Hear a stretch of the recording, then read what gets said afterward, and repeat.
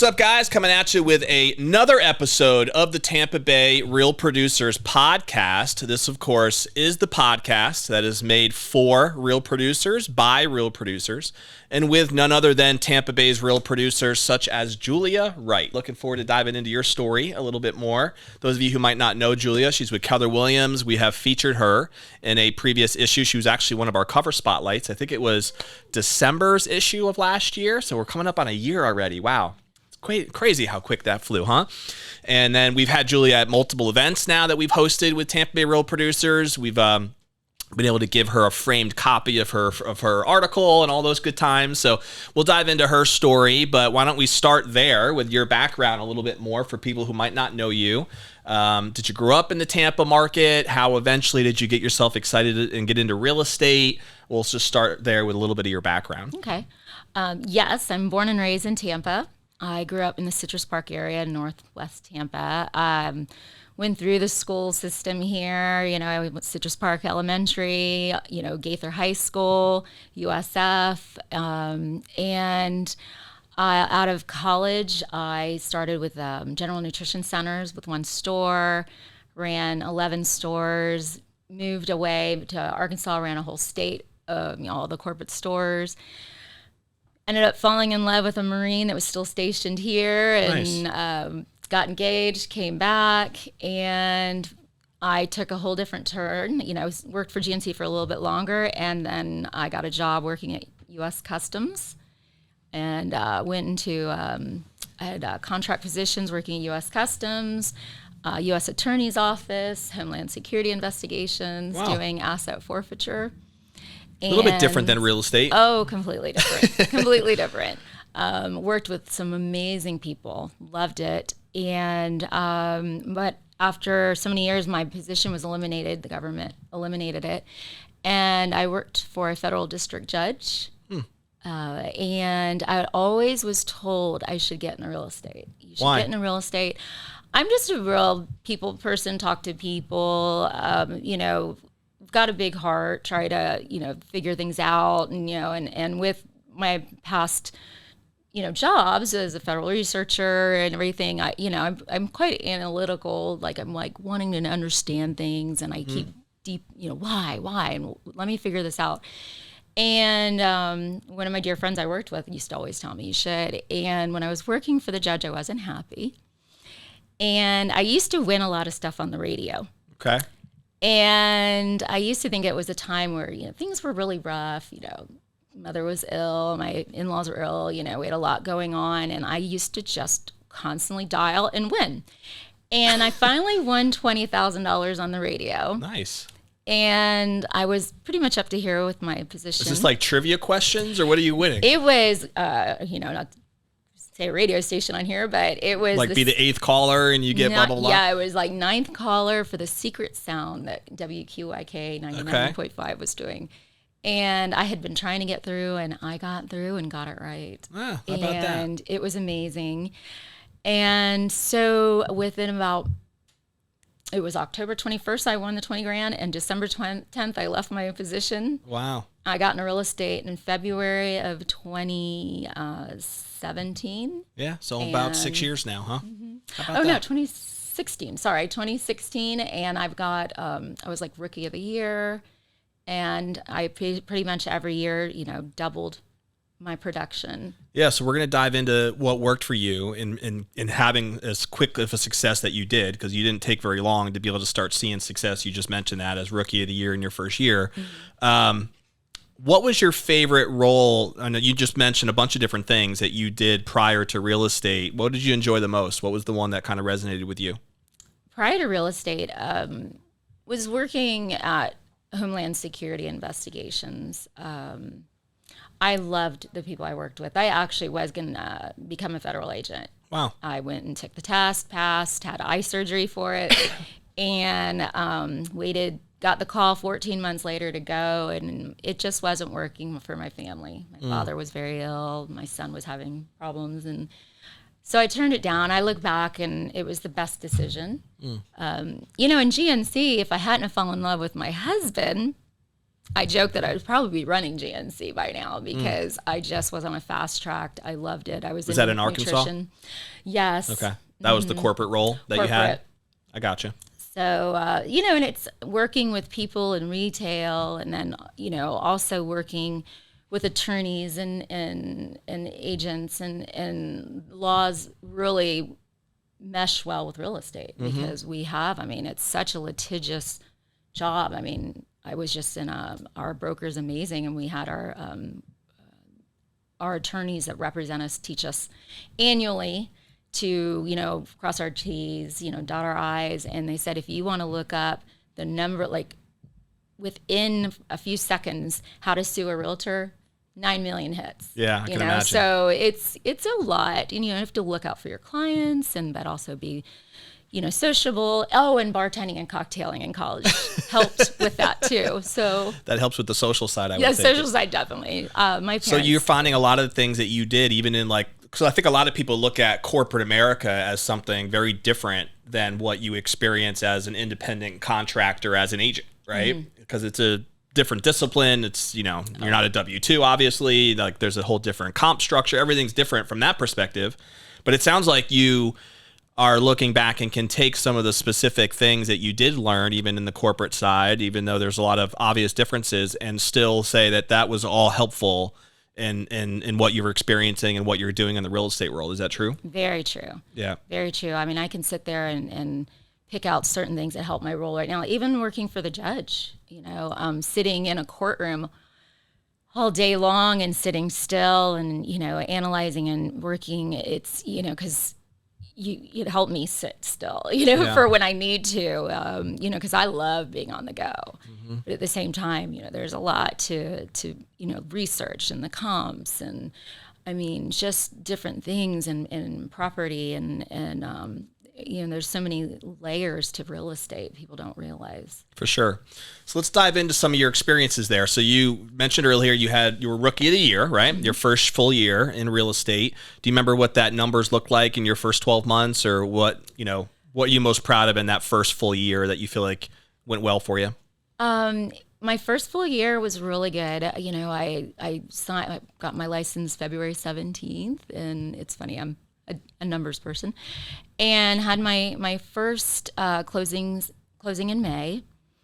My first listing went live the day after my mom passed. She had been ill and was going in for surgery, and I called my client and I said, my mom just passed. And she's like, well, we can wait, putting your home on the market, we can wait. And I said, no, you have a time frame. You need to go move to go help your dad. And it helped me that weekend get through, busy open house and, West Chase, and luckily the agent on the other side, this was so good also to work with. And that's a big thing to deal with real estate, is to not automatically go at it with the opposing agent. We're not, we're co-brokers, let's get along. And so it's, sorry, I would there was just so much, but I did my first year in real estate, 2.9 million. My second year, I did just shy of 6 million. My next year, I believe I did shy of 8. And then it was I think 8 again, and then 11, and then 20 million. Yeah, so that's a pretty big jump there. I know we just looked at last year, I think over about 50 transactions last year, over 20 million personally. So you've obviously seen, as you said, consistent growth. Yes. And that's interesting because even in a market where a lot of people have not seen that growth over the last, say, 12 months, are you on pace to grow again this year? Do you think you'll maintain? How's it looking for this year? Yes, I've actually beat last year's numbers. That's awesome. Congrats. So I was real excited. I had an amazing month in August. It was my best month ever. Just talked about that. 5 million for the month, right? 5.4 million. Not bad. Not too shabby. Nice. And of course, the following month was not that much. And you have your highs and your lows, and right. I appreciate everything I have. I just do. So what would you say, Julia, was some keys to helping you get off to a fast start, right? I think a lot of newer agents out there do struggle when they're first newly licensed and they might take years to kind of break a couple of million, right, in volume. Obviously, you started to see some. It's not like you jumped out of the gates and did 20 million necessarily in 1 year, but you've seen consistent growth every year that you've been in the business. So what are some keys that you can share that helped you get off to a fast start and have helped you grow on a consistent basis? Like, how do you look at that, and can you identify certain things that have helped you achieve that? I'm asked that a lot, and I'm blessed. I love Keller Williams. I always tell it, I drank the Kool-Aid. I'm in my red. But it is a really great company to learn with. But not everybody, even with the company, excels. One of my claim to fames is I'm born and raised in Tampa. I know a lot of people. I'm not afraid to talk to people. We always say don't be a secret agent. Like when I got my license, I would go speed walking with the PTA moms, and I'd have like my little Keller Williams tag on, or and they'd be like, Julia, really? I'm like, you never know. So we might be walking by somebody and they see it and they need a realtor, and they'd be like, okay, and and it's honestly not taking people for granted. I'm a golden rule person. I am not going to call you to bug you real estate. Do you have something to sell? What do you have? Well, and everybody has a realtor friend. Yeah. It's going to happen. You're going to have people who are going to list with somebody. I mean, I've worked really hard with a few people, and their nephew got their license, and right. They're going to use the nephew now after I did all this. It happens. But it's just being there, answering questions. I'll get a PM on Facebook or a text. Hey, Julia, could I ask you something? And then it evolves from there. I don't expect it to. Mm-hmm. I've just been very fortunate that it's grown. And also the network of friends I've going to the conventions and the other agents, and the referral business I do is really, from 11 to 20 million. I was actually on a Zoom call last night with some of my referral partners, and I literally said, I met you in 2020, and I can say the very next year, I went from 11 to 20 million. So when you say referral partners, who are you referring to? Like vendor partners, or are you referring to clients and those referrals? What does that specifically mean? So what it is I go to all the conventions, and of course I don't have my name tag on, but my name tag's in the shape of Florida, and it has a heart where Tampa is, and I'm like, hi, I'm from Tampa, Florida, and just meeting people, other agents. Yep. And so if they have somebody coming to Tampa Bay, Tampa, St. Pete, Clearwater, or Spring Hill, or anything, they're like, hey, Julie, I've got this person. Do you think you can help them? Also my other clients suggesting me to people. I have friends that have suggested, hey, my friend Julie is a great realtor, or, I've had people that refer me, friends that refer me, other clients that refer me. I always dote on them too. Thank you so much. Goodie basket. I'm so excited. And so it's a lot of it is, I can say actually last year was 43 transactions. It was supposed to be 47, but Hurricane Ian, but the new construction caused 4 to go into this year. And out of 43 closings last year, 21 were referrals, about 17 were agent-to-agent referrals. Nice. So that's a pretty big chunk. Yes, and and they've become, amazing friends. Yeah, that's awesome. As you know, Real Producers in many ways was built on the foundation of having a platform where agents can communicate with other agents in order to do just that, right? Like build those relationships so that a lot of your co-op opportunities exist, right? Through having a good working relationship with another agent on the other side of the deal. As you said earlier, if that isn't there, the deals are more likely to fall apart sometimes, Yes. So that's part of what the whole genesis of the Real Producer franchise is about, and obviously it's been a big part in your particular business, it seems like. So that's cool to hear. When you think about how a lot of what you've said so far was seems fairly organic with how you've built your business, right? Tapping into your network, just being out and about, not being a secret agent, facilitating conversations, seeing where that leads. Was that always been your strategy from the get-go? And did you ever do anything supplemental to that? Like, have you invested in lead sources? Do you consistently do any sort of other lead gen type programs that have been a driver in your business, or has it been really 100% referral based and organic, and that's just continued to grow? So farming, I've done some farming in the neighborhoods, especially my former neighborhood, where I'll do flyers, goodies, drop-bys, and some mailers.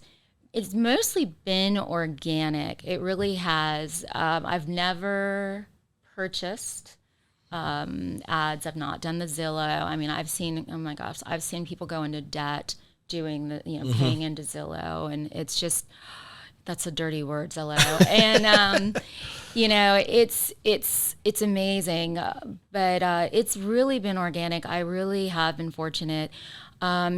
Even things like golden letters, I'll do a golden letter. I have clients wanting in a specific condominium in Clearwater, and, just sending mailers to those and, and getting the responses. Unfortunately, they wanted too much, but it's still, there's different ways to get the business.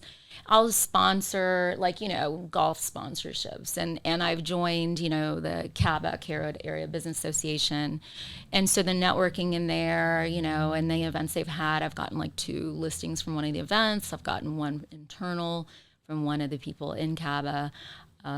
So it's all just, what works. I can't clone myself. I wish I could. I'd be everywhere.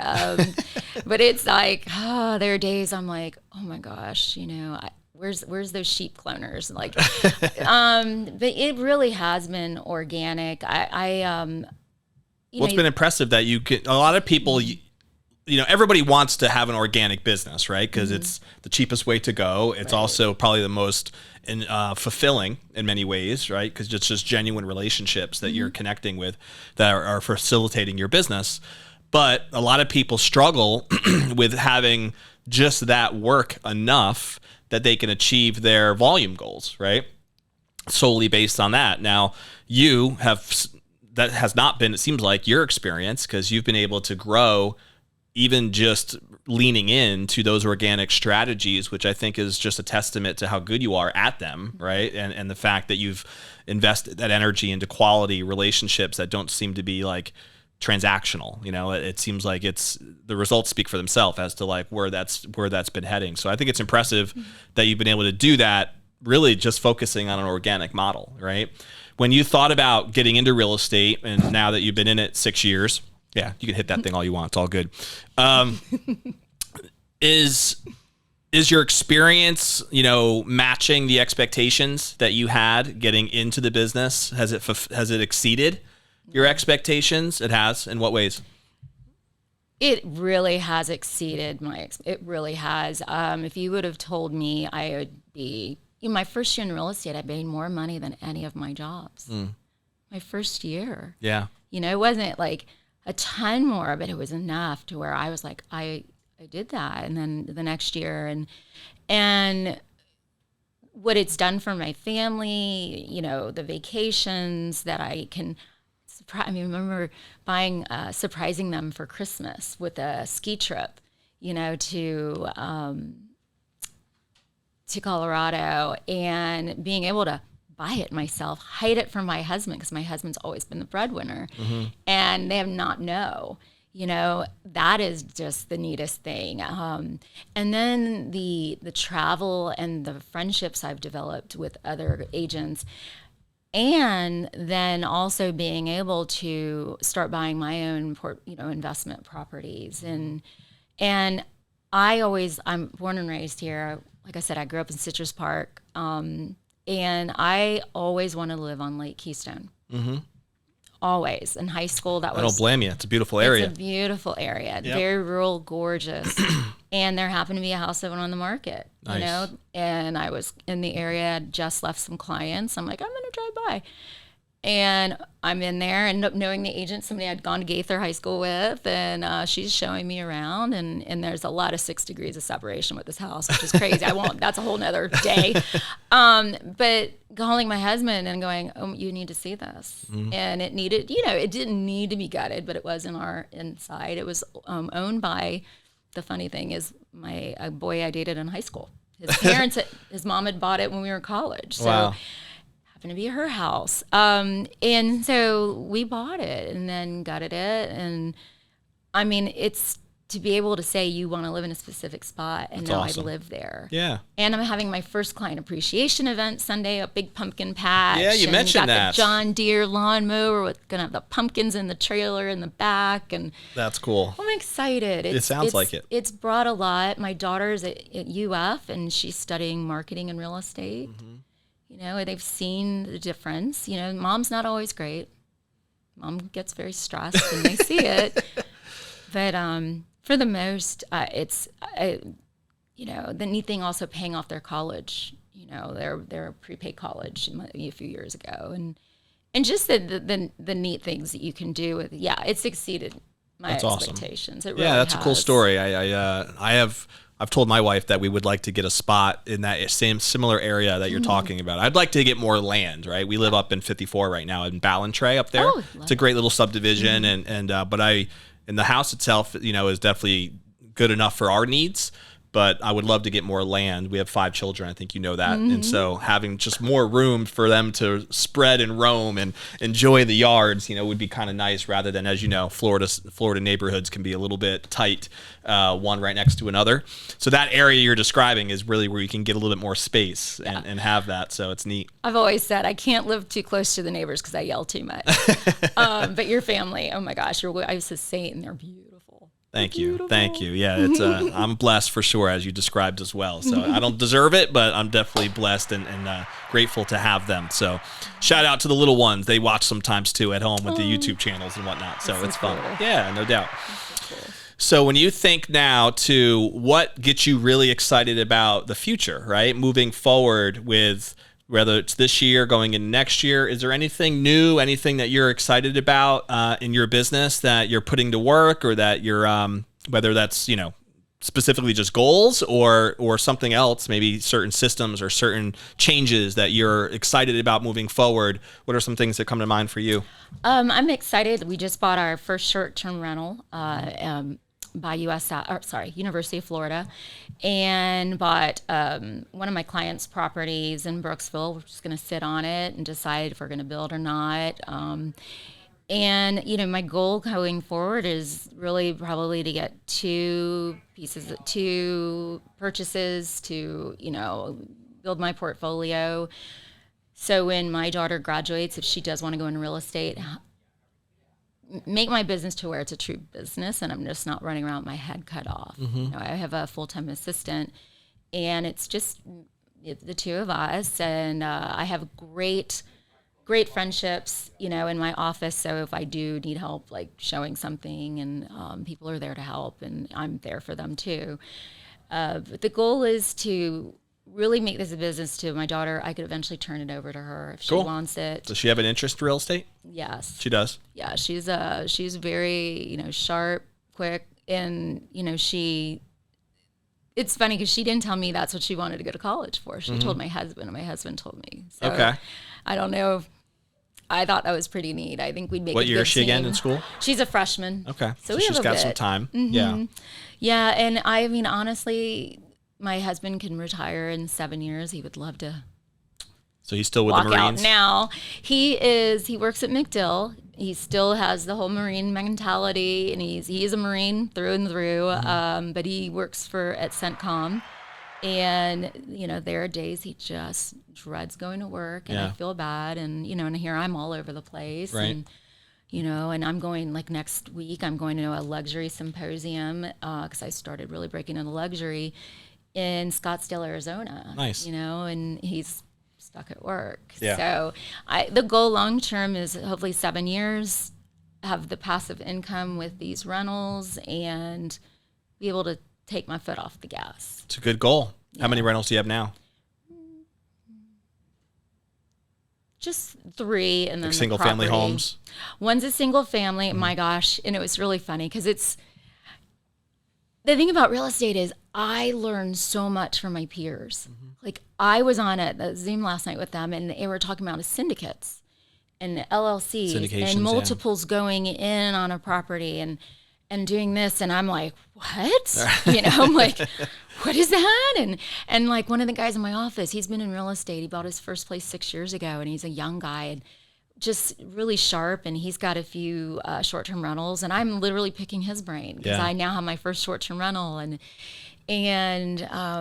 it's amazing the growth and what you learn and how many doors do you own and how many it's one of the things I really love about real estate too is how many different ways there are to be successful in it and to earn income from it, whether you are a high powered agent, and you've obviously gotten results from that commission based side as just being a residential agent, but also as an investor, right? And you're dabbling in both now, and I think it makes a lot of sense. I think there's a huge amount of value and in some ways advantages that you have as a real estate agent that allows you certain insights into the investment side that someone else wouldn't have access to, even just the MLS as an example, right? So using that as a tool, I think makes sense. We just had Jeffrey Borum on one of our episodes, and he's got over 40 single family homes that he rents, so he's the same concept, building his investment portfolio. He also has some interest in other commercial projects and things of that nature. And so we're actually hosting a Building Wealth Through Real Estate panel at Whiskey Cake this month, next Thursday, October 19th.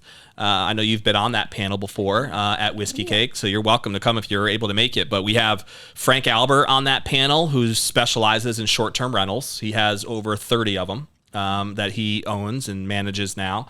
So he'll be talking about that on the panel. We have Troy Walseth, who's a KW person as well, and he has done over 80 fix and flips and buy and hold rentals. So he'll be on the panel. We have Tony Umholtz, who has specialized in commercial property. He's owned multiple commercial multifamily properties. He'll be on the panel. And then we actually have Frank Cotto on the panel too to talk about all of the money side and the financing and that kind of thing. So it should be a great panel. It's next Thursday for those of you who check or are watching live on Facebook, but I think it's the 19th. October 19th. So check it out if you're around, but it's aligned to a lot of what you're talking about. But yeah, I love that you can just crush it as an individual agent. And then as you kind of at your own pace, build up your investment portfolio, and it's like all the same industry, and yet you can manage it all at the same time. So it's very aligned, with what you're doing. Your vision for your real estate career, have you ever wanted to go down the road of building a team? Do you entertain that? Many people don't, and I think it's great, again, because you can be successful in so many different ways.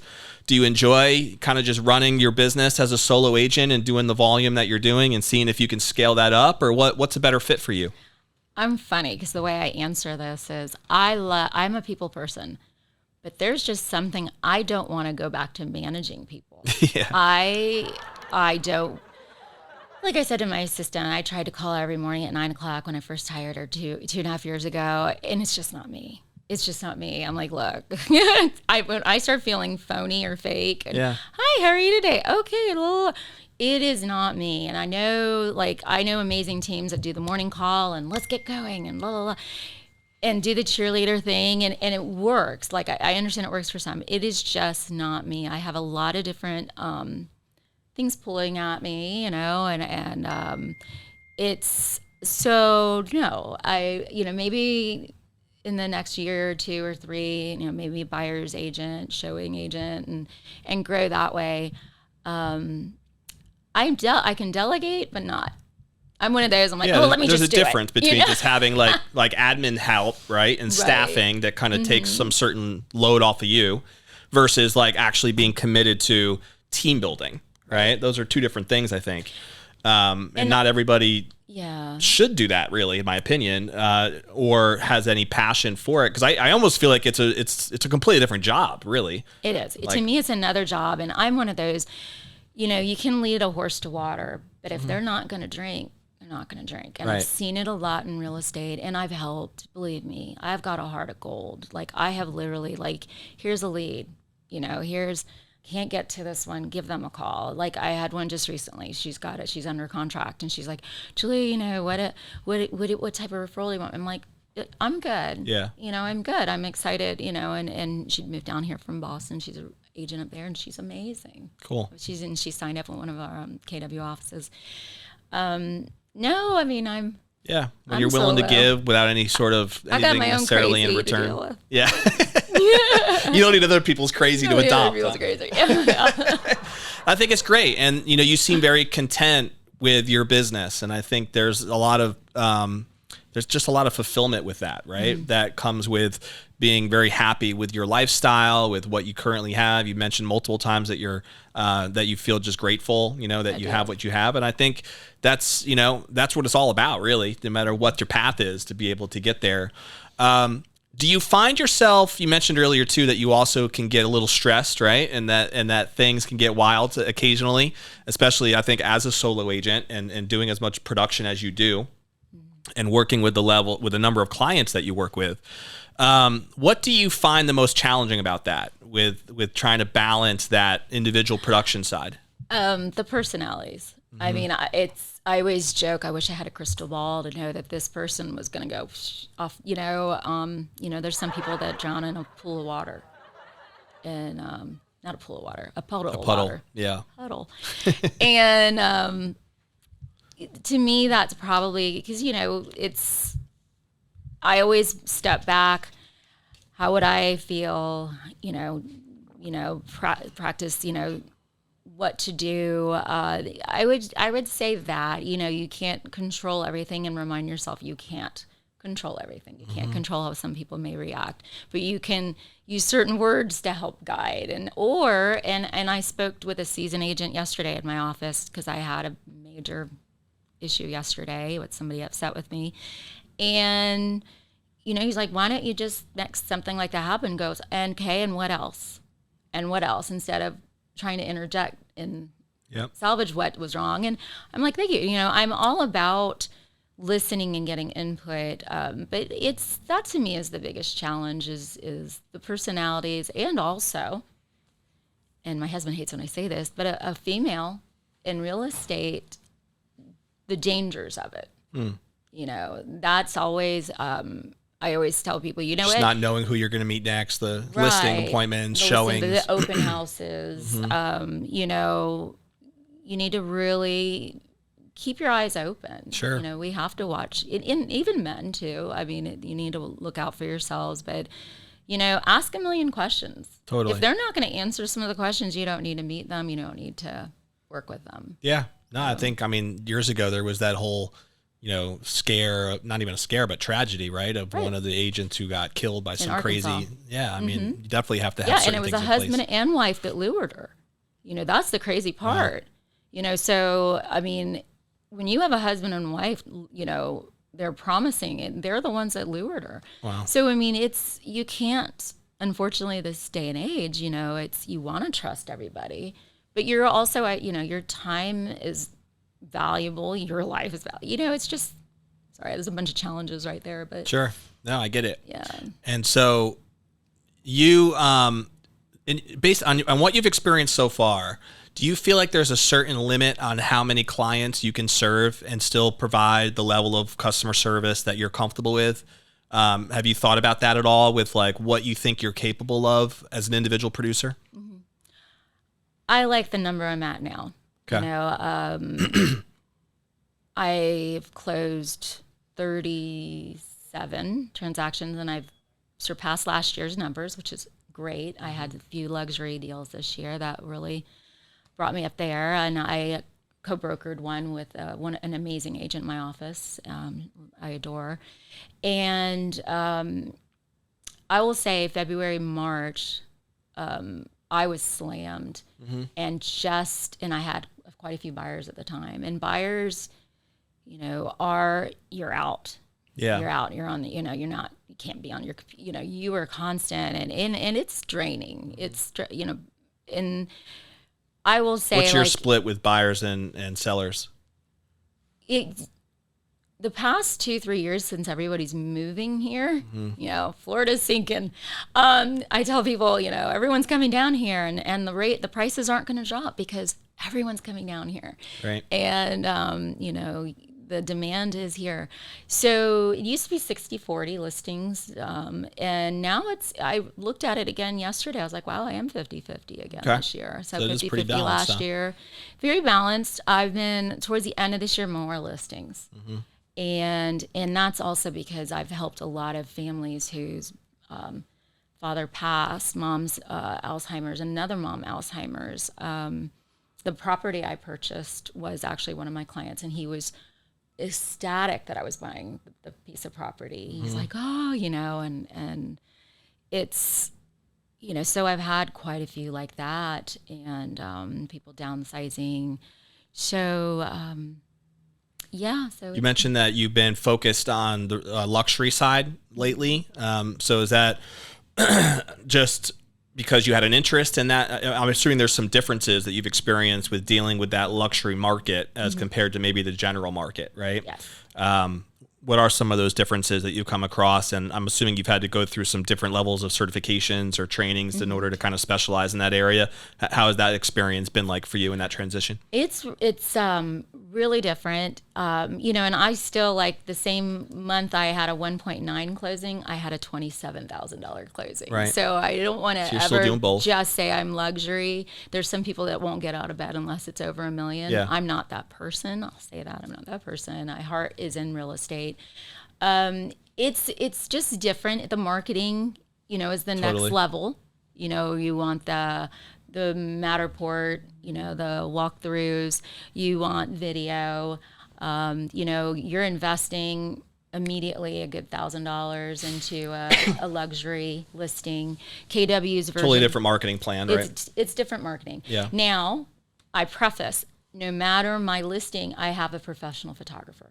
So if it's a $150,000 condo, which you can't find in Tampa, but just say, or even the $40,000 parcel, I'm still going to have drone photography. I'm still going to have my professional photographer. I don't skimp on photography. It's a very big deal. I'm shocked at what some people do in MLS with their You don't photos. like those iPhone pictures that show up on the MLS? Or the toilet seat up. I'm just the toilet seat up. Just, oh my God, what? People have like laundry laying on the bed and stuff. Yeah. And I have an amazing photographer. He was actually my very first photographer working under a certain company, and now he's on his own, and just great. That's good. And so, and it's a different, not all luxury is going to sell immediately. Some different expectations with the sellers. I think that's important too. Very different expectations. I have a 1.7 right now. We've adjusted the price. Unfortunately, the interest rate's going up. And, the scare of the government shutdown, I believe, this past few weeks has been, now the turmoil. The 5.4 million month you had, how many deals were involved with that? That was 10.5 deals. Okay. So it wasn't like you sold like 2 properties, right? And had 2 luxuries. Yeah. And I had, and honestly, and part of that is I had both sides of 2 transactions. Gotcha. So, when a listing and somebody comes in or calls me, and so I have both sides. So that was part of it. And, and that was a 2.1 million in there that I shared with another agent that brought me in. And so it's, it's all different. But luxury, there's standards, there's, and when you didn't grow up with money. My mother was a Mensa member, USF graduate, but she was a letter carrier in Hyde Park. My grandfather was a letter carrier in Hyde Park. My family's originally from Ybor. My great-grandfather had a barber shop on 7th Avenue in Ybor. My dad was a juvenile probation officer. I grew up, I was salt of the earth type people. Ton of love. I had the best parents. I miss them every day. That's one of the things about real estate. If they were still here, I wish I could be spoiling them because I finally had the money to do stuff for them. I didn't have the money for them before. But it's, God, I lost my train of thought, so I started talking about them. But it's, yeah, it makes sense. I get what you're saying. Luxury is different. Like, I'll walk into a lovely kitchen And they'll be like, I can't believe the appliances. They don't have this and this. And I'm like, oh, I thought they were nice appliances. They were like the GE Elite. I thought those were. So it really, for my psyche, is to think a different way. Yeah. And I'm learning to think a different way. And, at the same time, it's just being open, and also learning the different type of styles. Like I didn't know what a porte-cochere was until 4 years ago, and I didn't transom windows. And it's just really funny because it's like this whole new vocabulary. Yeah. That you weren't expecting. Yeah, I can see that.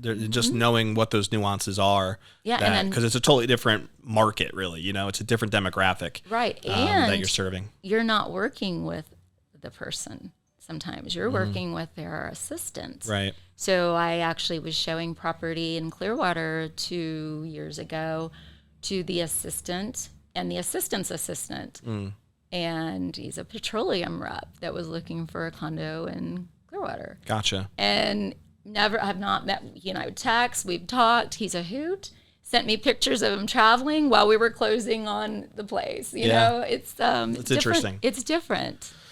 Yeah, we're going to be coming up on our time here, but I wanted to give a couple more thoughts on people who might not know you that well yet personally, just to get to know who Julia is. And I think we've dove into a bunch of different interesting business principles that I think are helpful for people depending on where you might find yourself, in this real estate, market and what you're focused on. We'll get to an action step in a second. But for people who don't know you that well, Julia, do you have a favorite book or author or seminar that you've ever attended that you feel like has made an impact on you personally or professionally? It's so funny when I say the book. Where the Sidewalk Ends, Shel Silverstein. No, it's always been my favorite book. Where the Sidewalk Ends? It's a kid's book. Sorry, Okay. I always joke about that. No, Ed Milet, The Power of One. I love that. It's a great book, yeah. Great book. I have all intention of I have a ton of books. I wish I could just sleep on them and have osmosis go in where I absorb it. Gary Keller's books, the MREA is amazing. Even the MREI for investing. And gosh, I can't even narrow down one presentation. And I'm sure as soon as this is done, I'm going to be like, that's what it was. Well, Keller has a lot of great training programs. They're known for that. Great training. And I know that they consistently keep pumping out more, right? More content, more trainings to provide next level opportunities. So it's Mark. I was just at a reputation wise is what it is from a training perspective. Mark King, which is gosh, I'm gonna mess up his title. He's like second in command for KW, and I just saw him in the South Florida talking about our market and again wanting it more for yourself. And look, this can be tough. And he shared a really big personal thing about his life. And, if that was tough, you can do this. If you can get through this, you can do this. And just, it's, there's so much, there's just, a couple other rapid fire questions. Favorite food? Sushi. You're a sushi fan. My son and I, now let me tell you. I am too, My son actually. is 19. He's going to be 20 in December. I have Irish twins. He'll be 20. She'll be 21. Nice. 12 months, 8 days apart. My son, and the one thing, we are like this, but we bond over sushi. We order sushi and people go, just the two of you? I'm like, yeah. We can throw it back. I'm like, we can throw it back. So he's a senior in high school? Oh no, he is 19, about to be 20. He's going to be going to the fire academy in January. Nice. He is not he's not the school type. My husband wasn't the school type. It's school's Takes paid after for. Dad, huh? Yes. What do you guys love to do for fun when you're not just crushing real estate? What's some family things that keep you entertained? We love to travel. We've been able to travel a lot. My daughter and I love to ski. They hate skiing. The Colorado trips? Oh my gosh. Yes. They don't like skiing. And then we've, gone on a cruise together. We enjoy that. We make fun of each other a lot. Like we're not. What family's for? We are not, Leave It to Cleaver family. No holds barred, huh? Yeah, no holds bar.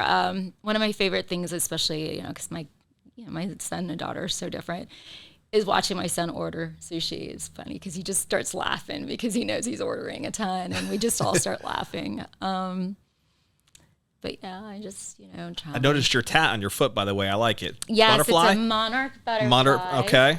And it's actually, I also have a note on my arm. It says, "I'm always proud of you, love, Mom." And it was on a little note, little Post-it from years ago, and a gift she gave me. And she passed away. Like I said, I was just started real estate in February. Right when the journey got started. She passed May 11th, and when I was watering her bonsai plant, my mother again was brilliant and had a Japanese garden in her backyard, and I had a huge monarch butterfly just flying all over the bonsai, and then it circled me 3 times. I mean, it was just like maybe 3 days after she had passed, 4 days. Just to say, because I was in a bad place. I was so upset. She's there for you. She's there for me. And wow, then that's pretty. That's on the beautiful. drive home, I'm in a busy intersection, and 3 times across the windshield, a monarch. So she's my monarch. That's cool. So it's one of those things. Again, you wish you could go back. What's that movie? It's like a Disney movie. Moana. Where like the grandmother is like a stingray or something and like floats in the ocean. That's what it reminded me of when you just described that. Because my kids like that movie. I miss watching Disney movies. I'm always like, "Kendall, will you watch Brave with me?" She's like, sure. Yeah, that's very similar to what you just described. That's cool. And I appreciate you sharing that. Yeah. We'll end with this. So I always find it fascinating to think about like what type of a legacy we'd want to leave, right? And at some time you might be done doing your residential real estate thing and you're reaching the financial freedom goals that you mentioned and you've built up that passive income.